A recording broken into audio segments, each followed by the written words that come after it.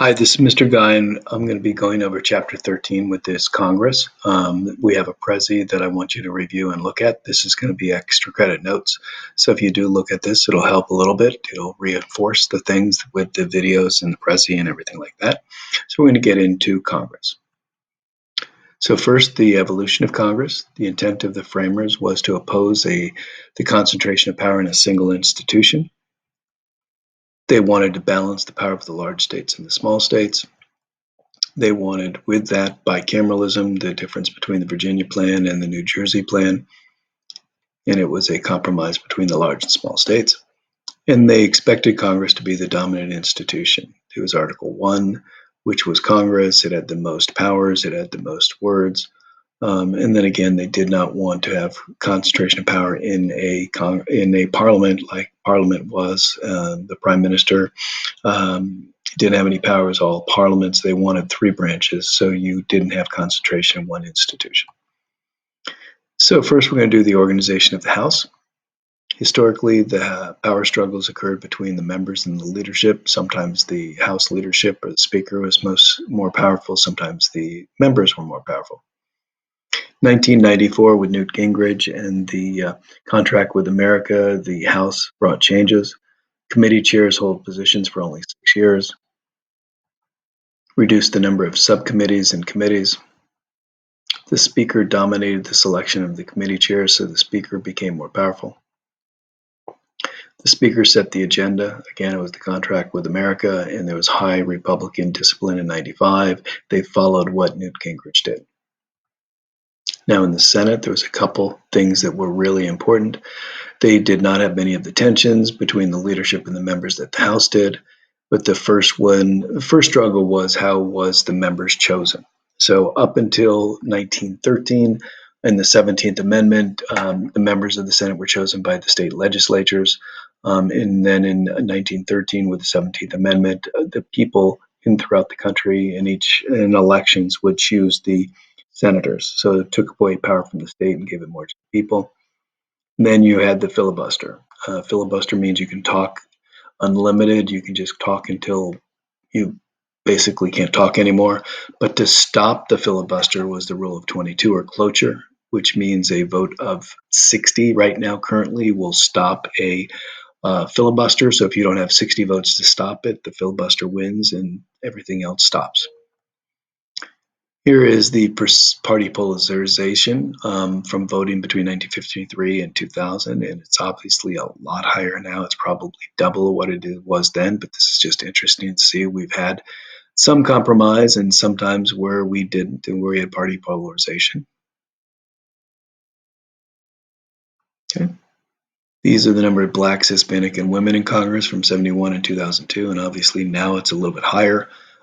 In the Senate, we now have whopping in the 116th Congress 3 senators, which is great. Women in the House, it's 59 in 2006, where I think right now we have over 80 women in the House. It's very interesting how things have changed and increased, but at the same time, it's still a white male organization. The incumbency advantage, media coverage for incumbents is higher. They get the press. Incumbents have greater name recognition. They also have $50,000 in franking each year to actually mail things to constituents. They travel back and forth to their district. They've got 2 offices. They get news coverage, whether it's on C-SPAN or the networks. They have name recognition. They have money advantage. They also can secure policies and programs for voters, so they can get the bridge to nowhere. They can get a program in Arizona. And they also don't have to, well, it's Donald Trump's fault. It's Congress's fault. It's not my fault. Changing percentage of first-term members in Congress. It shows how it's actually decreasing the mean percentage. But this is the scary one, the percentage of incumbents reelected to Congress. 90% is in the red, and that's typically higher. The Senate is in blue, and it's normally above 60%. I always say it's between 60 and 65%, but it can be higher. House members winning with 60% or more of the vote is increasing, which is kind of scary because that's due to gerrymandering. It's even worse. Senate members winning 60% or more, that doesn't really happen. Typically, the Senate is more competitive because it's dealing with the entire state. So here is a chart, again, with incumbents in Congress reelected by 60% or more, and it shows how many were done in 2004. 55.6% were reelected with a 60% or more percentage. 2000 to 2002, 69%, so it's extremely high. So here are some things that is changed a little bit, so I want to go over this. The representational view that's in the book is actually the delegate view or the delegate perspective. Members vote to please their constituents. They vote the way their constituents do to secure re-election. That's the delegate view. The organizational view, it's where constituency interests are not at stake. Members primarily respond to cues from colleagues. To me, I call that the partisan view. That's where they vote with the political party. The AP government doesn't really have the partisan view anymore. They look at the delegate view, and then they have the attitudinal view. That is the trustee. So the member's ideology determines their vote, and it's based on what they think is best. That's the trustee view and behavior. And then there's the politico, and the politico is where they do a combination of the delegate and the trustee, where sometimes they'll vote based on their constituents and sometimes they'll vote based on their own ideology and their own views. The partisan view, the organizational view, you probably will not see on the AP test. So you see the delegate, the trustee, and the politico. Structure in the Senate. So you have the vice president is the president of the Senate. Sorry about that. And then you have the president pro tem, which presides when the vice president is not there. This is a member with the most seniority in the majority party. It's honorary. It's not something that they have a lot of power, but realize they are fourth in line for the presidency. If something happens with the first three, the president pro tem is fourth in line. The leaders are the majority leader and the minority leader in the Senate. They're elected by their party members, and they're the ones that have the majority of the power. Then in the Senate, you also have whips. They keep leaders informed. They round up the votes. They count noses, and they tell the leaders whether this bill was passed or not. Each party has a policy committee, schedule businesses, Senate business, and prioritize bills. Committee assignments are handled by a group of senators, each within their own party. Now we're looking at the House, party structure in the House. Speaker of the House is the leader of the majority party. They're actually voted on by everybody, and they preside over the House. The majority leader and minority leader actually are leaders on the floor and get things through the House. Then you again have whips. So there's a majority whip and minority whip. They keep the leaders informed, round up votes. They say whether this bill would pass or not pass. Committee assignments and legislative schedule are set by each party. So this is the structure. There's something different is the Speaker of the House versus the President pro tem. And then there are caucuses in both House and Senate. Caucus is an association of members of Congress created to advocate an ideology, an interest, regional or economic. This is not to do with how to elect a president. This is a caucus inside Congress. Intra-party caucuses are similar. They share an ideology together. Personal interest caucus, members share an interest in an issue. Constituency caucuses established to represent groups, regions, or both. So here are the definitions of the different types of caucuses.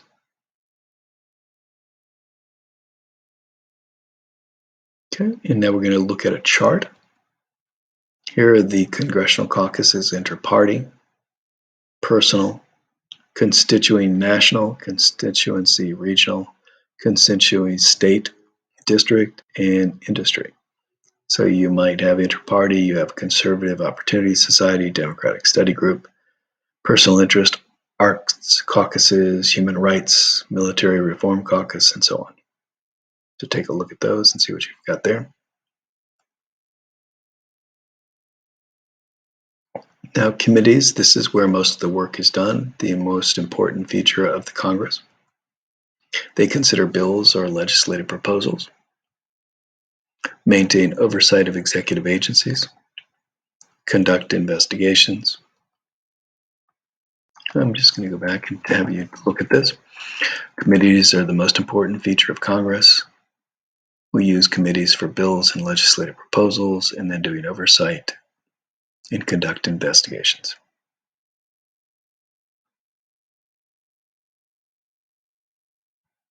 Types of committees. There's a few types of committees. There's the Standing Committee, which is a permanent body, has a specific legislative responsibility.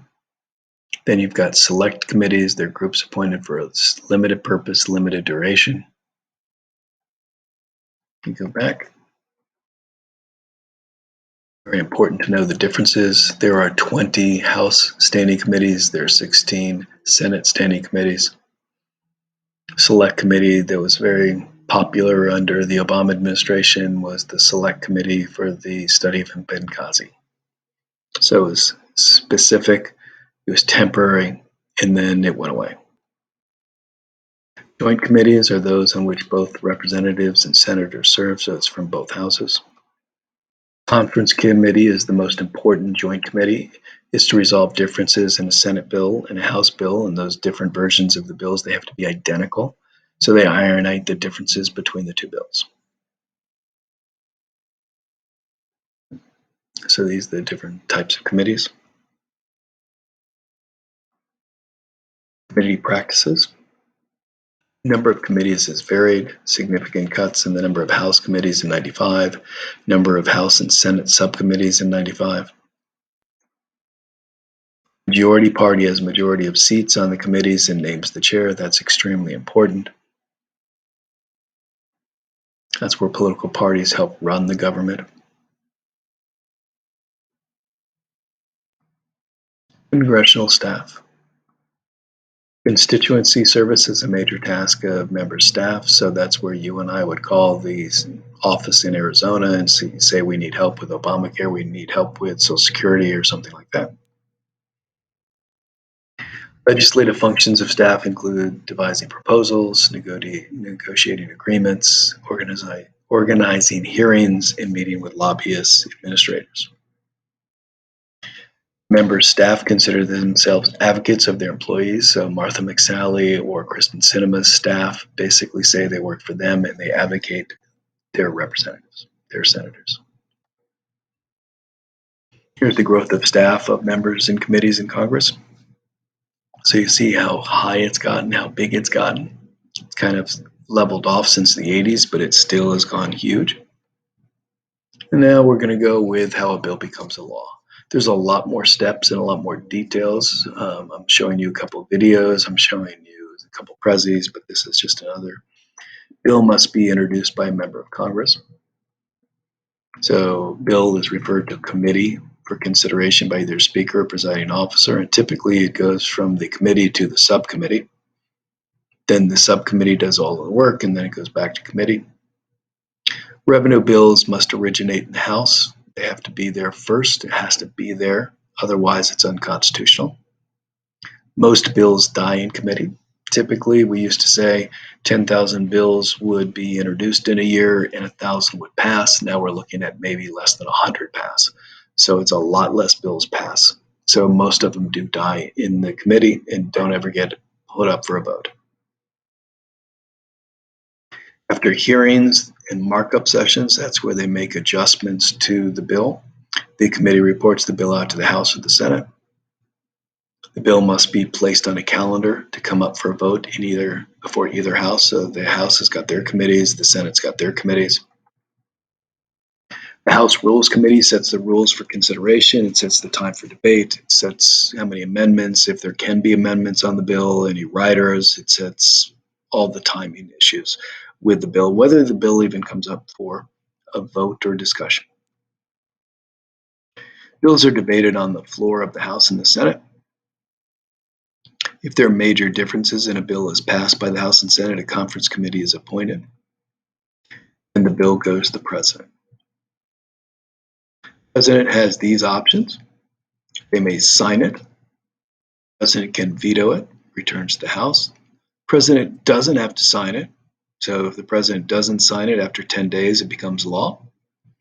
If the president does not sign it and it's at the end of a term or session of Congress and the Congress say he gets the bill in 8 days, doesn't sign it, and then you don't get to the 10th day, you don't get to even day 9, it does not become law. That's a pocket veto.